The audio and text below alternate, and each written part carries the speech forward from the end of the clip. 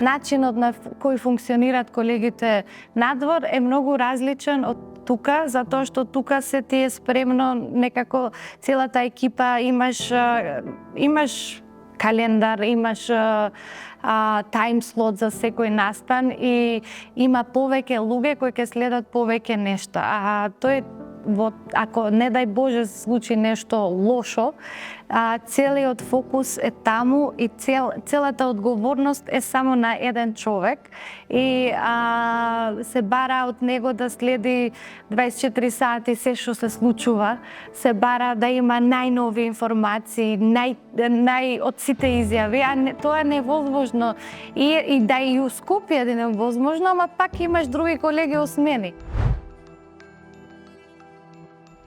Пример, кога има настан во Тетово, еден настан треба тој дописникот да го покрие од почеток до крај, а тоа не е лесно затоа што е еден човек и се бара и материјали, снимки, па и од тоа да излезе и тема после, да бара уште изјави, бидејќи не е потребно само еден извор, туку потребни се сите страни.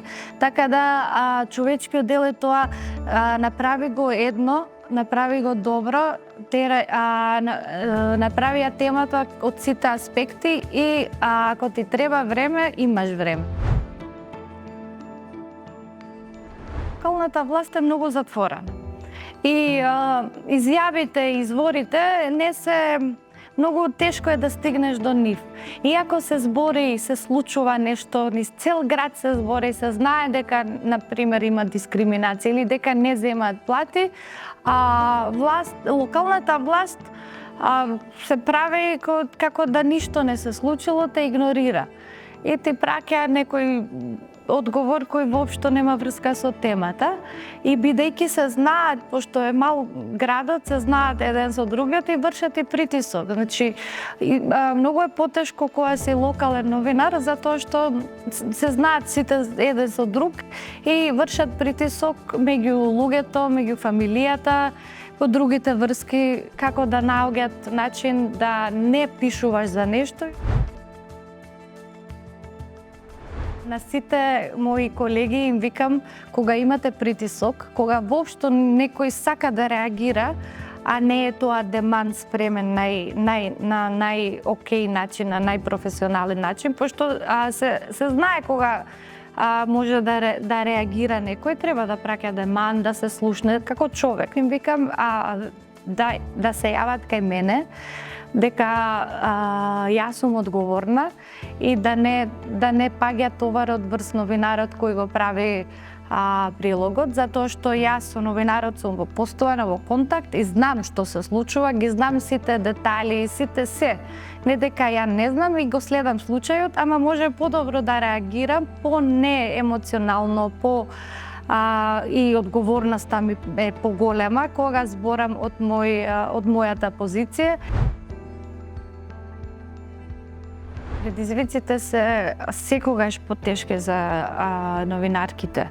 Тоа е факт и тоа не е само локално, туку е генерално во Македонија, затоа што првото нешто што ќе го направи власт, локалната власт или било кој се чувствува дека е загрозен од таа информација, ќе те нападне по моралот, по тоа како изгледаш, по тоа што си, каква си.